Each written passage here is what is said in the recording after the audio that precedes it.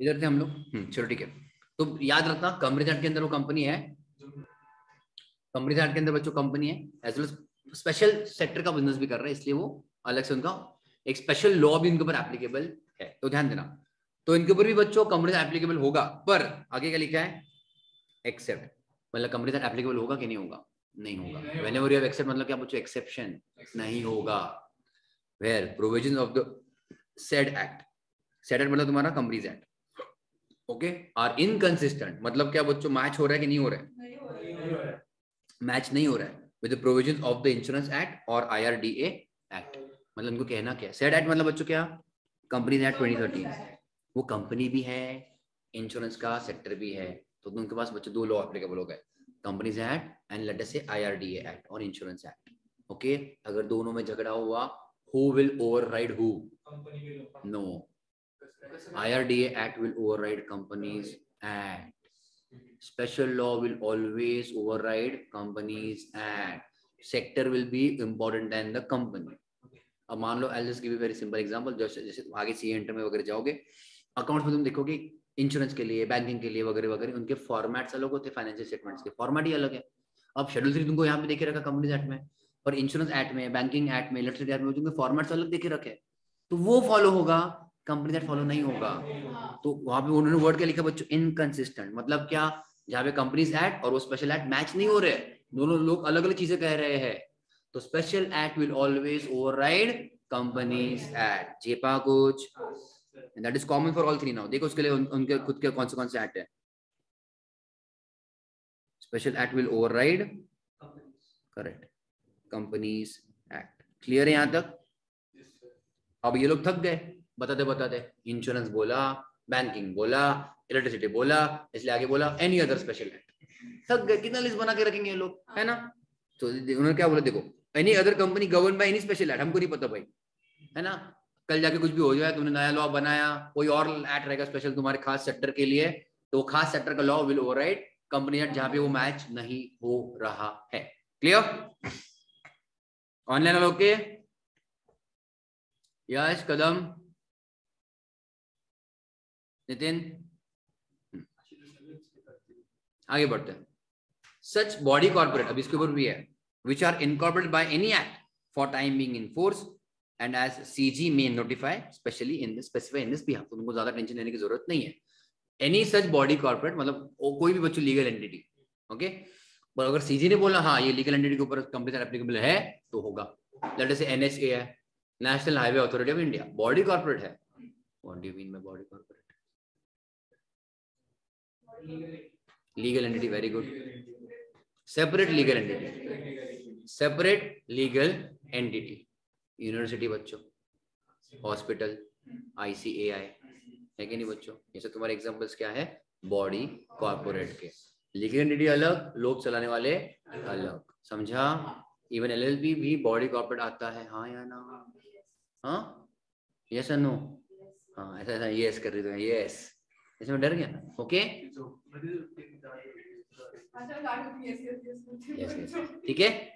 तो ऐसे कोई body corporate, FCI, food corporation of India, जो गवर्नमेंट ने बोला हाँ इनके ऊपर कंपनी एक्ट एप्लीकेबल होगा, तो अपने को उसमें टेंशन में जाने की जरूरत नहीं कि भाई किस किस के ऊपर अप्लाई करके रखा है, हमको नहीं देखने का, गवर्नमेंट ने बोला इसके ऊपर एप्लीकेबल तो एप्लीकेबल। क्लियर? तो if you see the words, पहले चुके जो 4-5 पॉइंट्स, इसमें वर्ड कॉमन है कंपनी, पहले के 4-5 जो वर्ड्स बच्चों, हर एक पॉइंट जो है उसमें हर एक में कॉमन क्या है, कंपनी, लास्ट वाले में क्या है, बॉडी कॉर्पोरेट। वाह, वेरी गुड, करेक्ट और नो, है ना, सोई नहीं है वो, ध्यान दे रही है, समझे कि नहीं समझे कुछ, ओके। चलो आगे बढ़े, एकदम टाइम पास। सेक्शन 2 बच्चों जनरली क्या होता है, कोई भी एक्ट का जनरली डेफिनेशन का सेक्शन होता है। कंपनी मींस, ओके देखो, a company incorporated under this act or under any previous company law. Full time pass कुछ काम का है क्या वो? नहीं, कंपनी मींस अ कंपनी, झकास, ठीक है। Public company which is not a, तो ये व्हाट इज अ कंपनी, ये बच्चों भाई तुम्हारे आंसर में आ जाना चाहिए, ठीक है ना। सेपरेट लीगल एंटिटी, अलग है मेंबर्स से। परपेचुअल कंपनी बच्चों चलती, change in members does not affect existence of company. सभी के सभी मेंबर्स मर गए तो कंपनी नहीं मरेगी। ओनरशिप किसके पास जाएगा? लीगल एस के पास जाएगा, नॉमिनीज के पास। नॉमिनी कौन सा? कंपनी का नॉमिनी, मेंबर्स के नॉमिनी, मेंबर्स के nominee.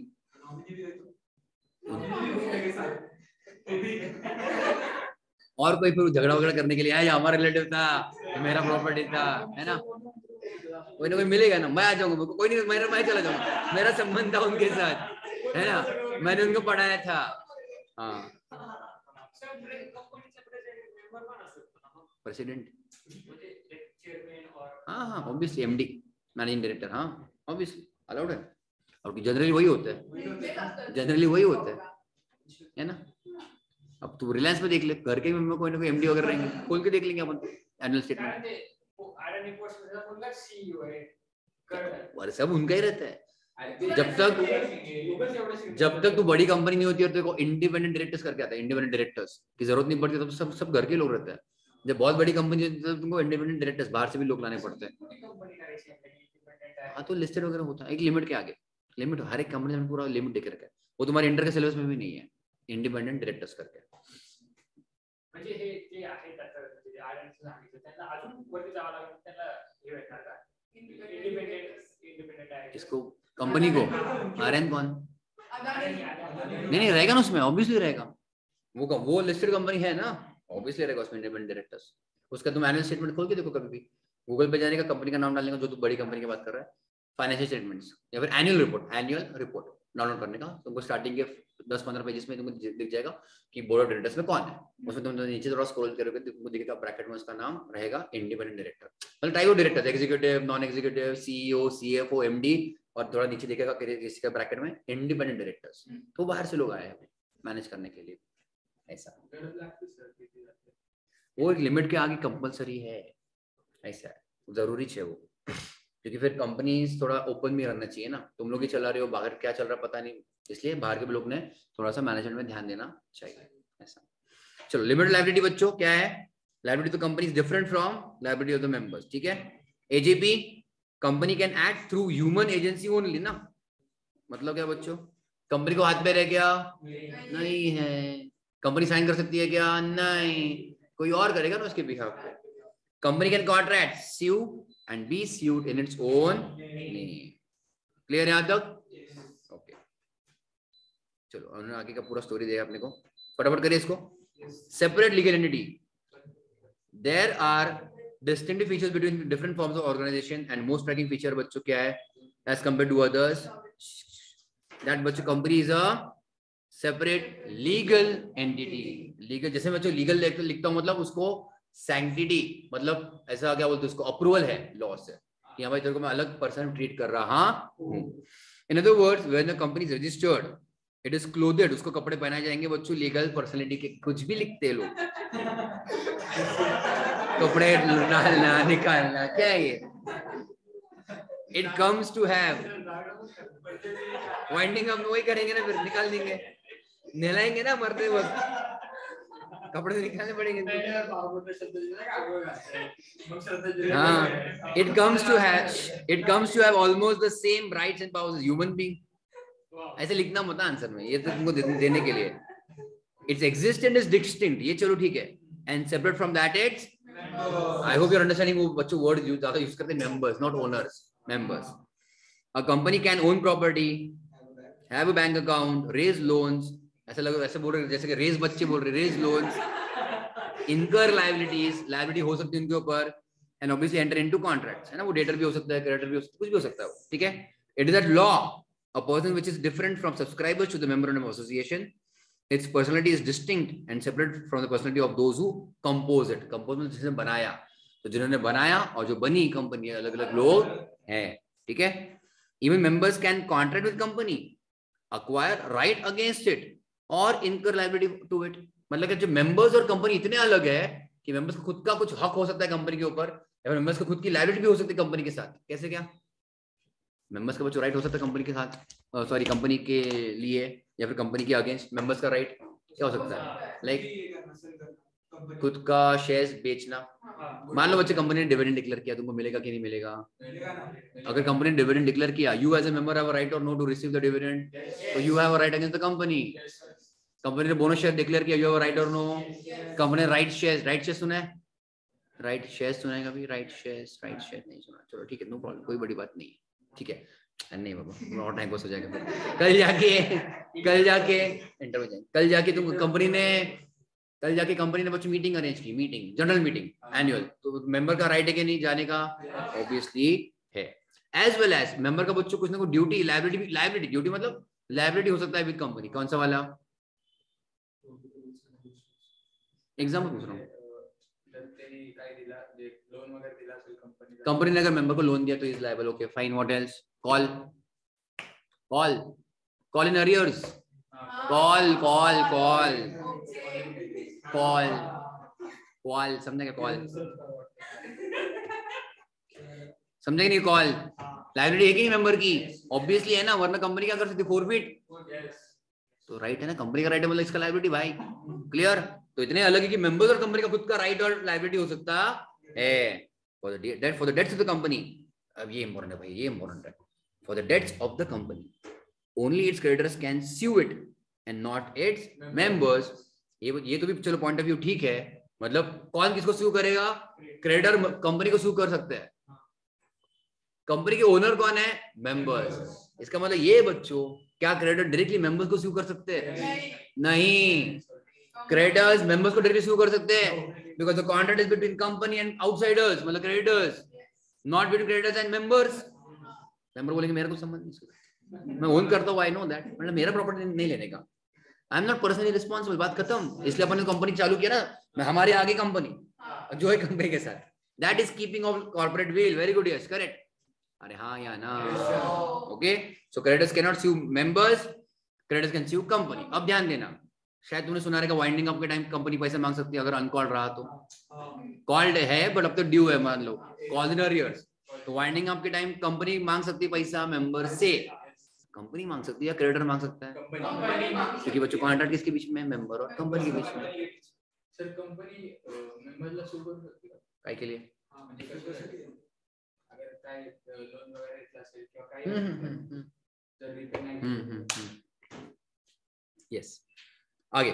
A company is capable of owning, enjoying and disposing property in its own name. Disposing मतलब बेच देना, खुद के नाम से प्रॉपर्टी ले सकती है, एंजॉय कर सकती है और बेच भी सकती है। Although the capital assets are contributed by shareholders, important, पैसा किसने दिया? मेंबर्स ने। और मेंबर्स का ही माना जाएगा, मेंबर्स का ही है, कंपनी का है। मेंबर्स ने दिया, मेंबर्स का है नहीं, फिर अभी किसका माना जाएगा? कंपनी का। The company becomes owner of the capital and assets. The shareholders are not the private or joint owners of company's property. भले तुमने बच्चों 99% ऑफ कैपिटल तुमने खुद कंट्रीब्यूट किया है, तुम्हारी ही कंपनी है वो, फिर भी वो पैसा किसका है? अभी कंपनी का है, तुम्हारा नहीं है। समझ रहे हो? So assets of companies are not assets of members. Clear? A member does not even have an insurable interest in the property of the company. छोड़ा दिया नहीं उन्होंने। Okay, this leading point was given and so and so. Macquarie was holder of nearly all except one shares of a timber company. He was also a major creditor of the company. खुद बच्चों creditor था वो, सही है। M ensured the company's timber but in his own name, नहीं चलेगा। क्यों बच्चे? टिम्बर किसके है? कंपनी के। तो कंपनी किसको मिलेगा? कंपनी को मिलेगा। असेट्स उसके है क्या? नहीं। The timber was lost in fire. Timber मतलब वुड, गया बच्चों, जल गया वो। M claimed insurance compensation. Company ने बोला नहीं, चल भाग इधर से। क्यों? The insurance company was not liable to him as no shareholder has any right on the property of the company. He has no right on the property of the company. Perpetual succession बच्चों, members आएंगे जाएंगे, members तो change भी होते रहेंगे ना। Members तो change भी हो सकते हैं, किसी ने बेचा, किसी ने खरीदा, किसी ने शेयर होल्डिंग बढ़ाई, किसी ने शेयर होल्डिंग घटाई, कंप्लीटली चला गया कंपनी से, या फिर कोई नया बंदा आया कंपनी में, कंपनी के बच्चों अपना चलता रहेगा। लेकिन बच्चों लीगल एयर आ गए तो मेंबर्स में डाई और change but company goes on till it is wound up, है ना, upon the ground specified. ground मतलब reasons given in the law. It can be any reason. voluntarily wind up किया, court ने order किया, तो मैंने mismanagement किया, जुगाड़ किया, चुना लगाया किसी को, वो सब हो सकता है। The shares of the company may change hands indefinitely. मतलब क्या, वो तुम्हारी ओनरशिप चेंज हो सकती है, वो प्रॉब्लम नहीं है, बट वो उसमें कंपनी के अस्तित्व को कुछ फर्क नहीं पड़ता. ओके, ध्यान देना. Since the company is created by law, only law can only again end the existence of the company. Its existence is not affected by death or insolvency of its members. Very important. Okay. तभी कभी company जिंदा रहेगी. Okay, member insolvent हो गया तो उसके share किसी और को बेचेंगे ना अपन, उसके शेयर किसी और को बेचेंगे, पर कंपनी तो अलग हो गई. एक बार कंपनी को पैसा मिल गया, अब मेंबर उधर पैसे का क्या करे, शेयर बेचे खरीदे, अपने को लेना देना नहीं होता है. आया ना? ठीक है, ध्यान दो. Many companies are in existence for over 100 years. थोड़ा कम कर. हाँ, टाटा. ध्यान दो, अंडरस्टैंड क्या हमको कहना है. वो अभी भी कुछ कंपनीज है इंडिया में, कुछ नहीं काफी सारे हैं जो 100 साल से भी ऊपर है. जिसने एमओ साइन किया वो भी जिंदा रहेगा. तो कंपनी जिंदा है ना, है ना. टाटा सन्स हो गया, कुछ भी हो गया. एसबीआई 1868 कुछ तो बोलते, पता नहीं तुमको बीसिक में है शायद. एसबीआई 1868 का कुछ तो है ना, पता नहीं. Okay, this is possible. सगळं कंपन्यांची माहिती दिली आणि ते सगळं वाचून पेपरला येतात. This is possible only due to the fact that company has perpetual succession. There was a company which has 7 members and all of them died in an aircraft. Despite this, company still exists, unlike partnership form. वरना बच्चों partnership में क्या होता था, गयो. Partnership form में गयो. Clear? ये याद आया? सभी के सभी मेंबर्स गए तो भी कंपनी जिंदा रहेगी. कंपनी के साथ नॉमिनी भी गए सभी लोग तो भी कंपनी जिंदा रहेगी. जिंदा रहेगी. ठीक है, तुम कुछ भी करो. ठीक है, आगे लिमिटेड लायबिलिटी बच्चों. The liability member depends upon the kind of company of which he is a member. तो उसमें तुम्हारे दोनों आएंगे, company limited company as well as unlimited. और लिमिटेड रहा तो लिमिटेड बाय शेयर्स और limited by guarantee. This in case of limited liability company, the debts of the company in totality do not become debts of the shareholder. सही बात है ना. अगर तुम्हारे कंपनी के तुम मेंबर्स को नहीं मानते हो तो कंपनी की लायबिलिटी थोड़ी मेंबर्स की लायबिलिटी मानेंगे. It has to be equal logic on both sides. The liability of members of the company limited to the extent of nominal value of shares held by them. In no case can shareholders be asked to pay anything more than unpaid value of their shares. 10 रुपए का share है, तुम 10 रुपए पे कर चुके हो, company तुमसे कुछ फिर से मांग सकती है. 10 रुपए का शेयर तुम 6 रुपए पे कर चुके हो, कंपनी तुमसे मांग सकती है. यस, उसके अलावा कुछ ज्यादा बिल्कुल भी नहीं. इन case of company limited by guarantee. जो गारंटी में क्या होता है, तुमने एक अमाउंट फिक्स कर दिया, 30,000, 50,000, 1 लाख, कुछ भी रहेगा. मैं इतना अमाउंट तक का गारंटी लेता हूँ, उसके आगे का मैं नहीं कॉन्ट्रीब्यूट कर सकता. तो देयर बच्चों, it is not based on number of shares held or based on unpaid value of shares. उसके ऊपर नहीं, अमाउंट फिक्स है. ओके, अमाउंट फिक्स है. ऊपर depends on number of shares held, क्योंकि तुम्हारे कितने shares into how much unpaid amount, इतना तुम्हारा लायबिलिटी रहेगा. इसमें क्या रहेगा बच्चों, गारंटी में अपन ने अमाउंट फिक्स करके रखा है. हाँ, लगे क्या तब, कंपनी जब डिमांड किया तब. The members are liable only to the extent of amount guaranteed by them, and that too only when the company goes into liquidation. Pay up करने के लिए liability को, है ना. However, if it is an unlimited company, अगर हुई तो the liability of members is unlimited. वो कुछ खास नहीं, मतलब ठीक है. आगे बढ़े बच्चों. AJP means artificial legal person. A company is an artificial person as it is created by process other than natural birth. It is legal. It is legal or judicial. It is created by law. Okay. It is a person. फिर से उसको कपड़े पहनाए गए बच्चों. ठीक है, कौन से कपड़े? हाँ, राइट है ना कपड़े पहनने का, उसके कपड़े पहना दिया अपने. ठीक है, लीगल राइट्स के कपड़े पहना दिया अपने. ठीक है, पेपर में क्या मजा आएगा ना. It is clothed with all the rights of individual. Further, company being a separate legal entity can own property. ये हो चुका है, बैंक अकाउंट, रेज लोन, ये हो चुका है. Even members can contract with the company, acquire right against it or incur liability, है ना. It can sue or be sued in its own name. Important है ये सब पूरा. It can do everything that any natural person can do, except कुछ चीजें. Except the company cannot be sent to jail. इसलिए हम किसको जेल में भेजेंगे? किसको जेल में भेजेंगे? मेंबर्स को नहीं भेजेंगे. ऑफिसर इन डिफॉल्ट, मतलब कंपनी के जिसकी गलती है, डायरेक्टर्स हो गए, मैनेजर्स हो गए, कोई ऑफिसर हो गया कंपनी, वो लोग जाएंगे। मेंबर डायरेक्टली जेल में, बच्चों मेंबर घर पे पड़ा है। तुमने अब तो बोला ना ओनरशिप और मैनेजमेंट में फर्क है, तो कांड किसने किया? मैनेजमेंट ने किया। मेंबर क्यों जाएगा? मैनेजमेंट जाएगा कभी गया तो, डायरेक्टर्स हो गया, कोई ऑफिसर हो गया तो वो जेल में जा सकते हैं। अब फिर company cannot take an oath, नहीं ना, ओथ मतलब शपथ लेना नहीं, महरी और प्रैक्टिस कुछ भी नहीं। It is a legal person, it is a legal person in its own sense, पर बाकी के राइट है। Okay, as the company is an artificial person, it is artificial ना, therefore it can act only through some human person। यार खुद के हाथ पैर नहीं है तो कोई और हाथ पैर चलाएगा, है ना? That is directors. The directors cannot control affairs of the company and act as its agencies, but they are not the agents or of the members of the company, है ना? किसके बच्चे एजेंट है? कंपनी के, members के agent नहीं है। The directors can either on their own or through common seal can authenticate its formals act। authenticate मतलब साइन करना, अप्रूव करवाना, है ना? जैसे बच्चों फॉर एग्जांपल मान लो फाइनेंशियल स्टेटमेंट साइन करने पड़ेंगे कंपनी को, तो कंपनी के बिहाफ पे कौन करेगा? डायरेक्टर्स करेंगे।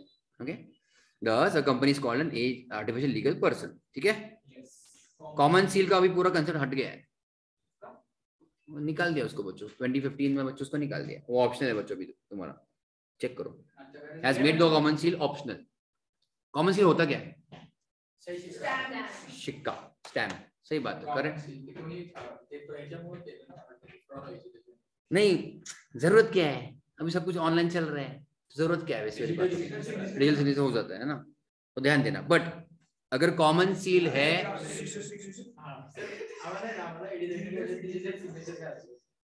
जे आपण डिजिटली साइन जे असतं ते नाही का, काय करतात आम्हाला ते माहिती असतं ना, कॉमेंट्स आम्हाला डिजिटल आपण लेक्चर आणलं शिवाय दोन आम्हाला डिजिटल सिग्नेचर हे असतं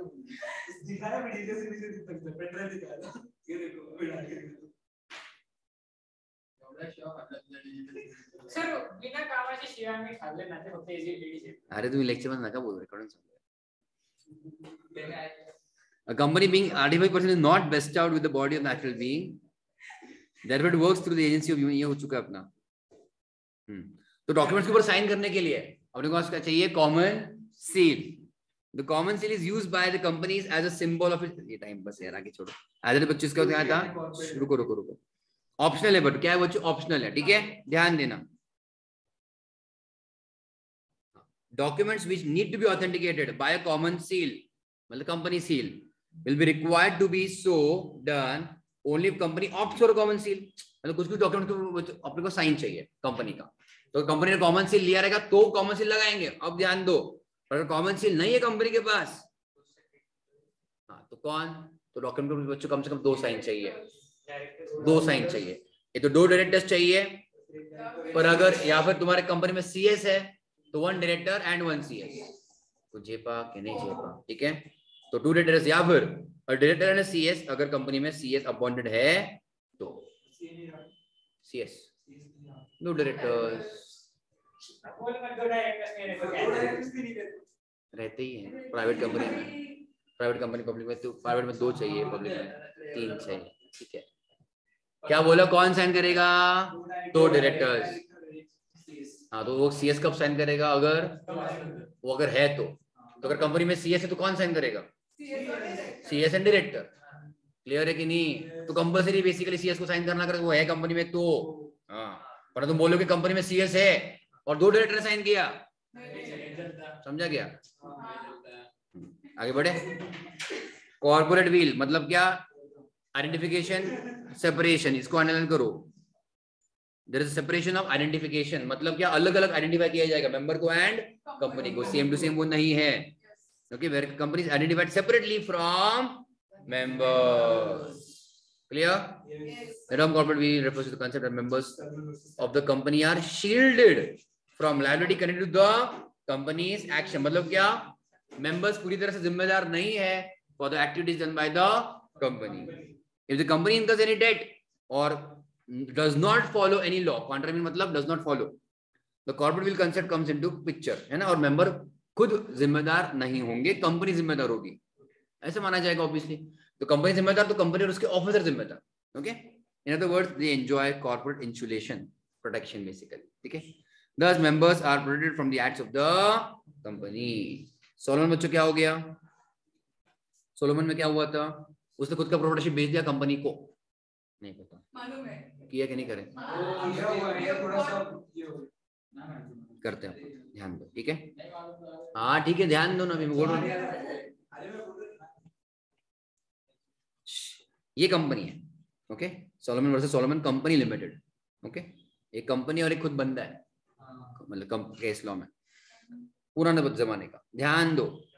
वो that was your first landmark case law, जहाँ पे बोला कि मेंबर अलग कंपनी अलग, कितना भी भले उनका गहरा संबंध हो, किसका, मेंबर और कंपनी का, तो भी अलग ही माना जाएगा। हाँ, कितना भी गहरा संबंध हो, ओके, हस्बैंड वाइफ फिर भी कैसे अल्टीमेटली अलग ही है ना, दूसरे संबंध हाँ, ध्यान देना। अब दे दो एक, इन दिस केस क्या, एक बंदा था सोलोमन, ध्यान दो, उसने कंपनी चालू की with what name, Solomon and company limited. Generally बच्चों पब्लिक कंपनी मान लो, लिमिटेड है, प्राइवेट लिमिटेड नहीं है। विद 7 मेंबर्स, सब्सक्राइबर मतलब मेंबर्स, ओके। कौन कौन इसमें, खुद, बीवी, 4 बच्चे, सॉरी 4 लड़के और 1 लड़की। तब नहीं था ना,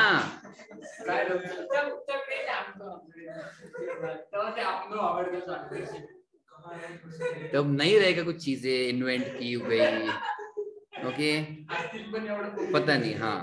तो खुद, बीवी, 1 2 3 4 लड़के और 1 लड़की, 7, ये लोग members, family business, family members, okay. अब ध्यान देना, ध्यान दो। तो उसने कन्वर्ट किया बच्चों क्या, खुद का proprietorship business into company. The company took over his personal business assets of Solomon for so and so pounds, बराबर है। उसने बच्चों उसका बिजनेस खुद का या फिर जो असेट्स खुद के पर्सनल उठा लिए कंपनी ने, क्लियर है।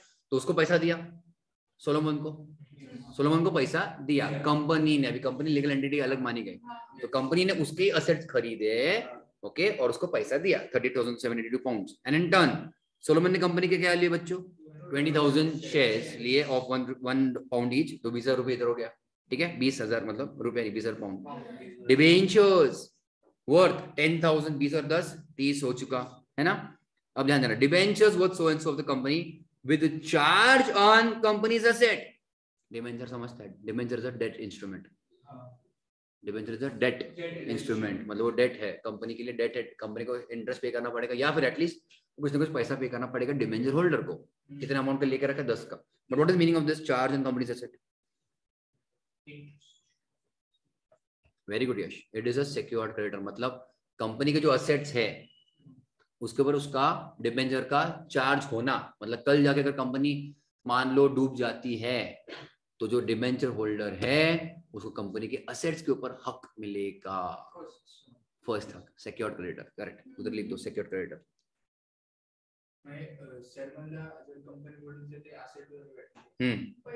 ठीक है, हाँ मैंने तुमको अभी क्या बोला, वाइंडिंग अप होता है बिकॉज कंपनी इंसॉल्वेंट होगी, तो क्या होगा, असेट जितना है अवेलेबल हम बेच देंगे, पैसा मिलेगा, अब हम गरीबी में बांट देंगे, मतलब सब लाइबिलिटीज वाले को बांट देंगे।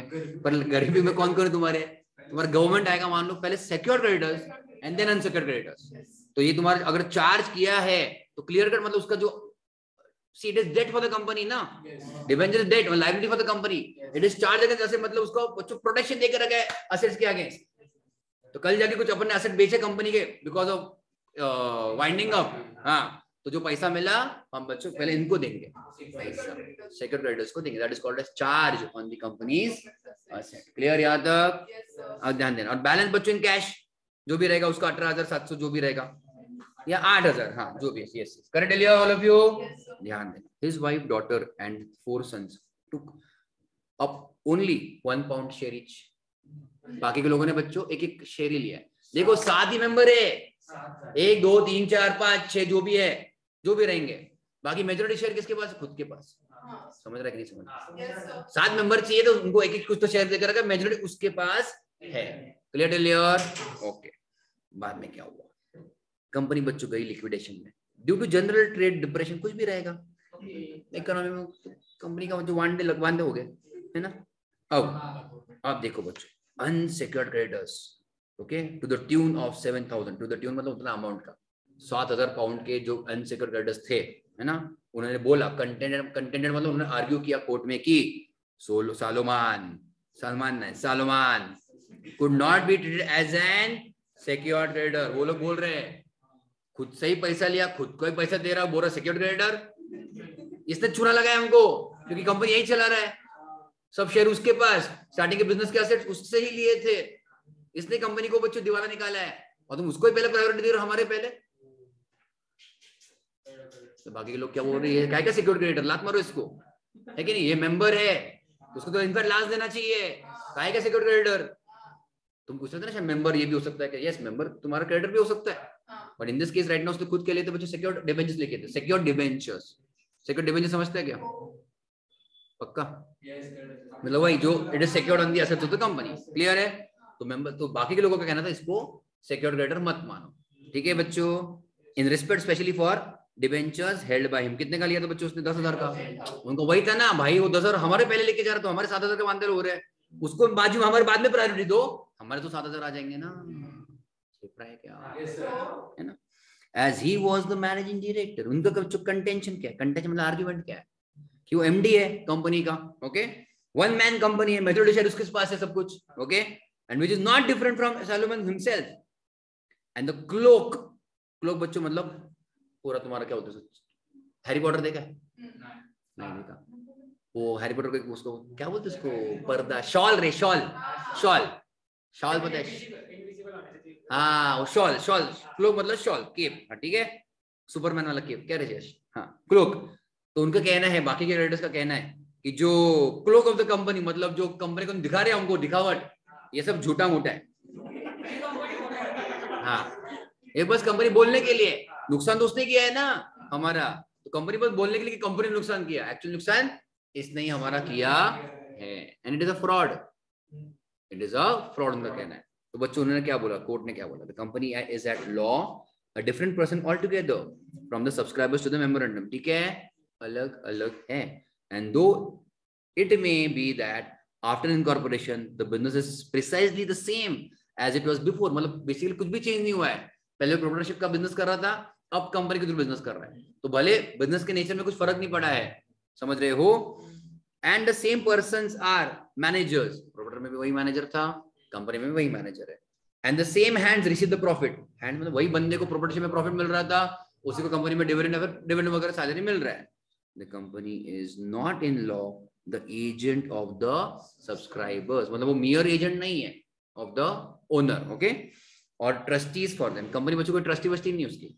Nor are the subscribers as members liable in any shape or form except to the extent and in the manner provided by the act, वो छोड़ दो, बेसिकली उनको कहना है कि everything is still remaining same, owners वही, managers वही, profit भी उनको ही मिल रहा है, फिर भी जैसे तुम्हारे बच्चों company legal entity I, company is different from subscribers, इसलिए जो भी होगा कंपनी के नाम से ही होगा, पर्सन हम लोग उससे रिकवर नहीं कर सकते, इम्पॉसिबल है, मेंबर से ले नहीं सकता, member is responsible to company and company is responsible to creditors, creditors बच्चों डायरेक्टली मेंबर से नहीं मांग सकते हैं, और मेंबर खुद बच्चों क्रेडिटर भी हो सकता है कंपनी का, okay. Thus, this case clearly established that company has its own existence, and as a result, a shareholder cannot be held liable for the acts of the company, even though he holds virtually the entire share capital. 100% जो share ownership उसके पास रहने दो, है ना, हाँ, तो भी अलग पर्सनल प्रॉपर्टी से हम उसको बच्चों नहीं, उसको हम लोग सू कर सकते हैं पर्सनल प्रॉपर्टी के लिए। The whole law of corporation is based on is in fact based on the theory of separate corporate entity, मतलब पूरा कंसेप्ट ऑफ कंपनी लॉ बच्चों तुम्हारे किसके ऊपर बेस्ड है कि हम कॉर्पोरेट व्हील होता है, ओके। नाउ द क्वेश्चन में arise whether the corporate wheel can be lifted और पियर्स्ड, पर्दा बच्चों हम उठा सकते हैं या नहीं, उसके एक्सेप्शन आएंगे कब, मतलब बेसिकली कंपनी मेंबर्स में फर्क नहीं रहेगा, okay Leo,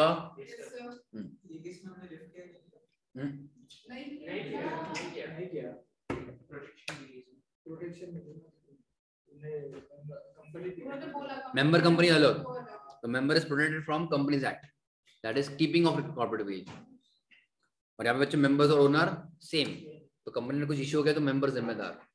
okay, that will be in case of what बच्चों, लिफ्टिंग ऑफ कॉर्पोरेट व्हील। ये पर है क्या पक्का? हाँ,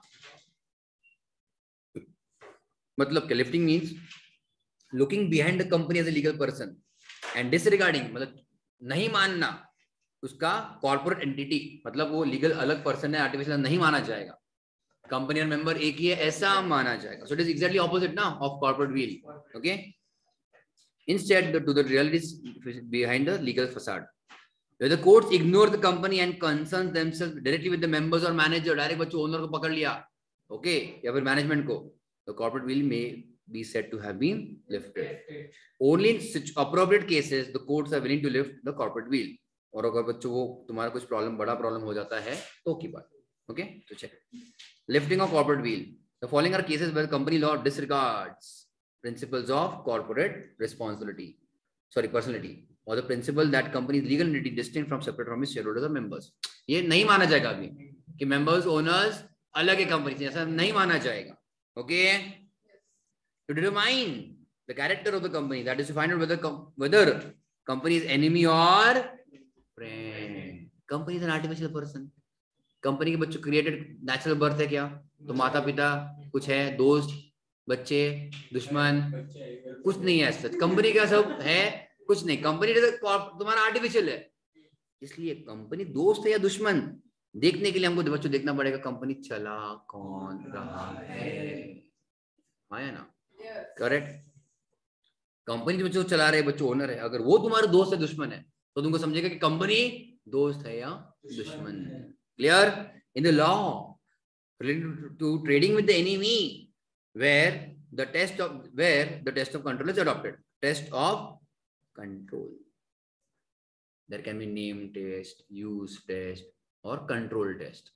Basically यहाँ पे टेस्ट किया जा रहा है, क्या टेस्ट किया जा रहा है? कंट्रोल। कंपनी का कंट्रोल किधर है? कौन कर रहा है कंट्रोल कंपनी को? अगर वो दोस्त, कंपनी दोस्त, जो कंपनी को कंट्रोल कर रहा दुश्मन, कंपनी दुश्मन। तो इसलिए उसको नाम दिया गया टेस्ट ऑफ कंट्रोल। तुम कंट्रोल टेस्ट कर रहे हो, कंट्रोल चेक कर रहे हो, नहीं समझा? लिटमस पेपर टेस्ट याद है स्कूल में किया था, दैट इज अ टेस्ट ना, इधर कंट्रोल टेस्ट, इसका नाम क्या है? Control test. कि तुम्हारा कंपनी दोस्त है दुश्मन चेक करने के लिए हम चेक करेंगे कि कंपनी की कंट्रोल किसके पास है, झेपा कि नहीं झेपा। Okay, the leading case in this point is Daimler, very important. Daimler बच्चों वर्सेस कॉन्टिनेंटल टायर्स, ये तुम्हारा क्या जर्मनी और यूके। ओके, वर्ल्ड वॉर 1 2 याद है ना बच्चों? है ना? कॉन्टिनेंटल टायर्स आई थिंक अभी भी चलते हैं ना, कॉन्टिनेंटल।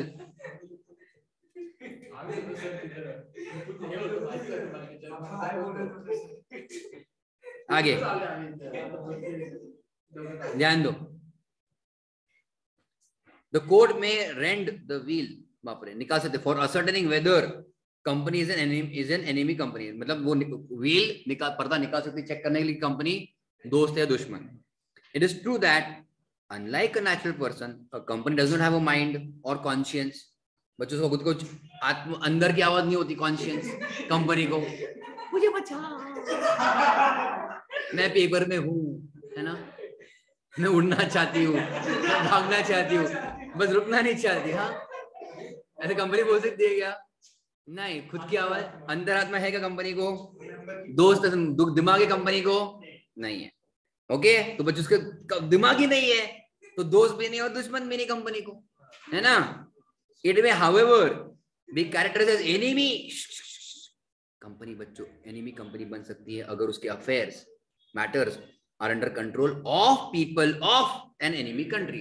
इंडिया में कंपनी है, इंडिया में कंपनी है, उसके बच्चों मैनेजर वगैरह डायरेक्टर्स ओनर सब पाकिस्तानी है, हम कंपनी को मानेंगे दुश्मन कंपनी,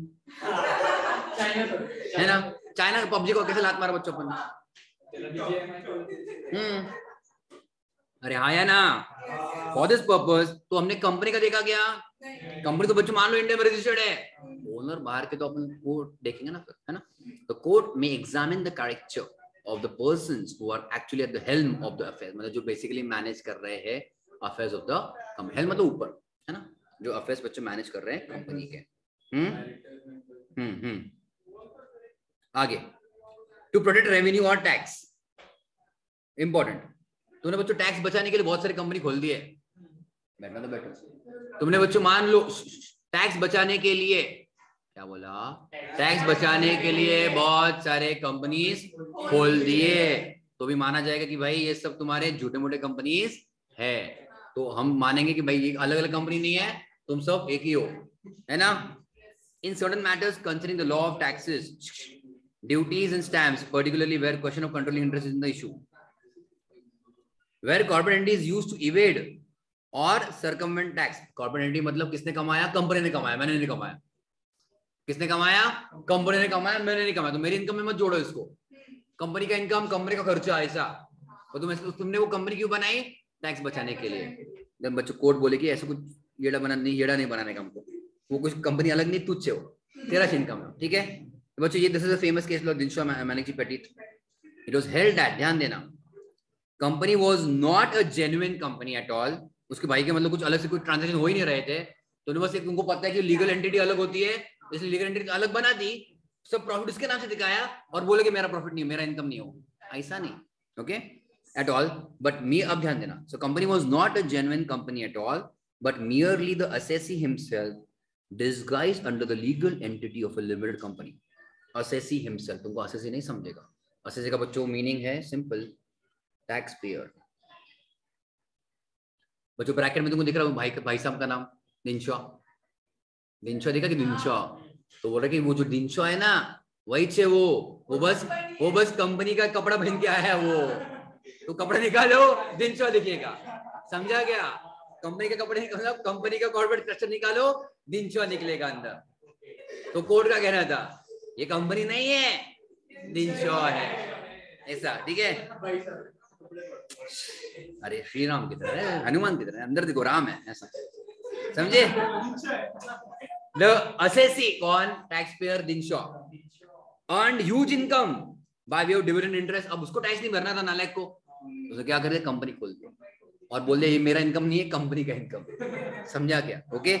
सो ही ओपनड सम कंपनीज, और उनके शेयर खरीद लिए, वो कंपनी के शेयर खरीद लिए, in exchange of his income by way of dividend and interest.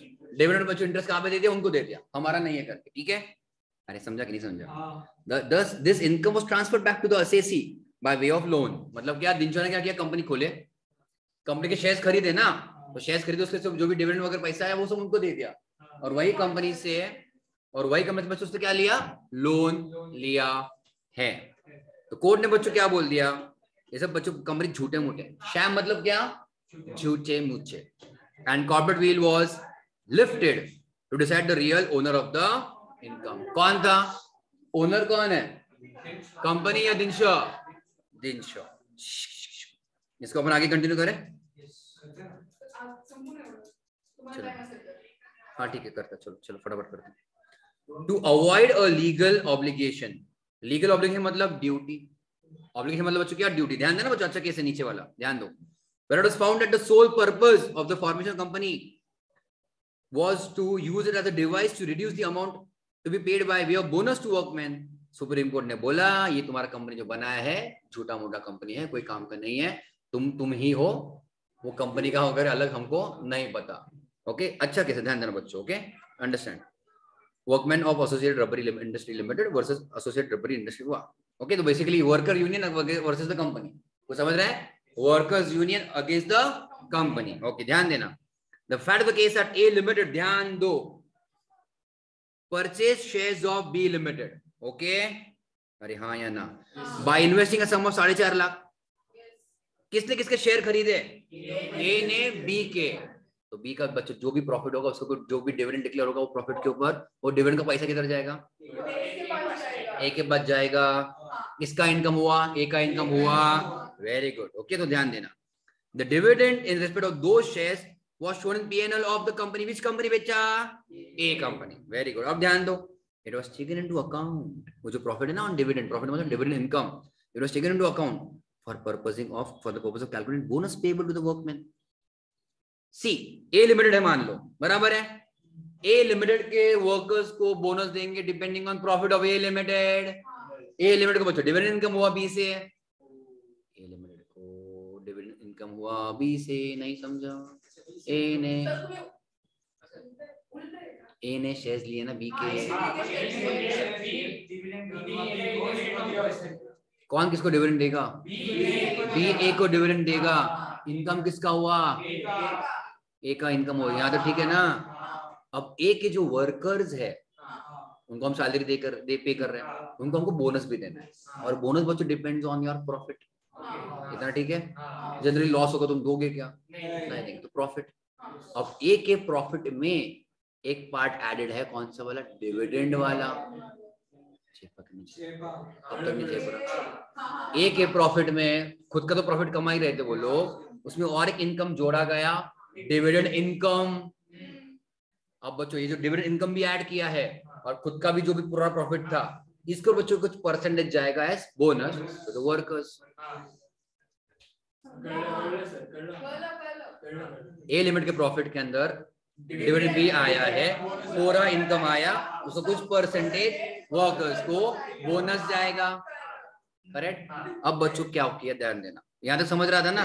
तो ए को बच्चों कुछ पार्ट ऑफ डिविडेंड इनकम भी शेयर करना पड़ रहा है वर्कर के साथ, उनके खुद के वर्कर के साथ। तो बच्चों ए लिमिटेड में तो जुगाड़ किया, ध्यान देना। Company transferred the shares of B limited to C limited, a subsidiary wholly owned by it. ध्यान देना, ए लिमिटेड बच्चों और एक बच्चा पैदा किया, सी लिमिटेड। कुछ समझा? कैसे? इसको बोला अपन WOS, wholly owned subsidiary. Okay, wholly owned subsidiary, wholly owned subsidiary. ध्यान दो, ए ने कंपनी खोली, C limited it is wholly subsidiary है वो। और बच्चों ने क्या किया, जो अपना खुद का इन्वेस्टमेंट था इन बी लिमिटेड, वो शेयर बच्चों को ट्रांसफर कर दिया सी को। आप ध्यान देना। तो बच्चों बेसिकली ये जो था, अब ये शिफ्ट हुआ कि नहीं ऐसे कुछ तो। अब बच्चों बेसिकली जाने हो नहीं रहा है, बट बी के शेयर्स का जो डिविडेंड ए को जा रहा था, अब ए के वर्कर्स बच्चों कैसे मांगे कि फिर, है कि नहीं? वर्कर्स किसके थे? ए के। अब ए के इनकम में प्रॉफिट डिविडेंड इनकम जोड़ रहे क्या? तो वर्कर बोलेंगे हमारा बोनस किधर गया, हमारा बोनस कम हो गया। तुमने बस जुगाड़ किया, यहाँ पे डिविडेंड इनकम तुम्हारा था, तुमने बस ट्रांसफर करवा दिया है सी को, है ना? सी के बच्चों ऑब्वियसली कोई वर्कर वगैरह कुछ नहीं थे, बट मैनेजमेंट का पैसा बच गया है ना, पूरा डिविडेंड को फ्री में मिल रहा था, अभी उनको शेयर नहीं करना पड़ता विद द वर्कर्स। ध्यान देना, thus dividend income did not find place in P&L of A. समझा कि नहीं समझा? With the result that surplus available for the purpose of bonus obviously बच्चों got reduced. बराबर?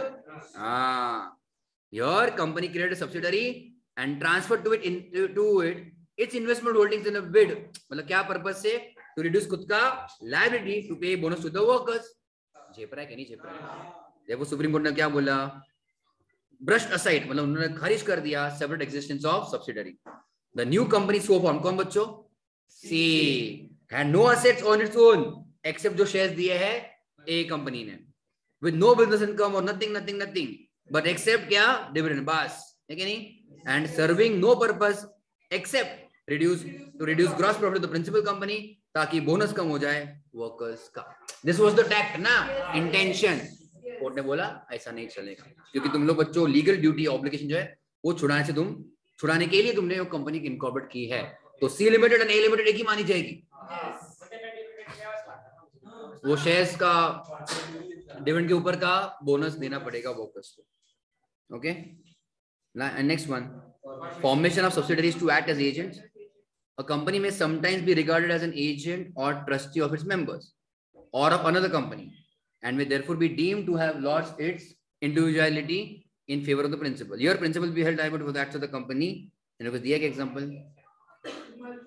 Merchandise transport.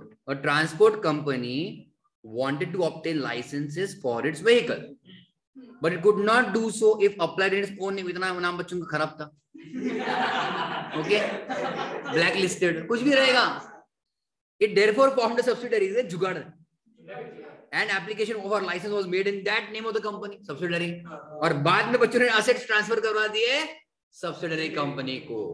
छेपा कि नहीं? yes, अगर खुद अप्लाई करते लाइसेंस नहीं मिलता था, नई कंपनी खोली, नई कंपनी के नाम से लाइसेंस ले लिया, फिर असेट्स दे दिया सब्सिडरी कंपनी को, दूसरे कंपनी को। held the parent and the subsidiary company was same and application for license बच्चों was rejected। And lastly for fraud और इम्प्रॉपर कंडक्ट और basically defeat the purpose of law. कुछ भी बच्चों रहेगा कि तुमको मतलब ऊपर दिया था टैक्स, तो टैक्स बच्चों वही वाला एग्जांपल तुम्हारा ये आएगा कि तुम you are defeating the law. तुमने कोई भी कंपनी खोला ताकि देखो यहाँ पे क्या क्या सर डू डिफीट और सर्कमवेंट लॉ। सर्कमवेंट मतलब लॉ को घुमाना, लूप होल क्रिएट करना लॉ में, ओके। या फिर तुमको ड्यूटी नहीं करनी लीगली, या फिर टू डिफ्रॉड क्रेडिटर्स, हमारे पास पैसा नहीं है दूसरे कंपनी के पास है, हमारा तो नहीं रहा हमारे पास, और to avoid any legal obligations, okay. In that case अगर ऐसे कंपनी कुछ करती है उसके लिए कंपनी नई कंपनी खोली है तो हम लोग बोलेंगे वो सेम ही है, वो कंपनी पुरानी कंपनी सेम है, owners and company are same. Alright, मिलते हैं हम लोग बाद में बच्चों, बाय बाय।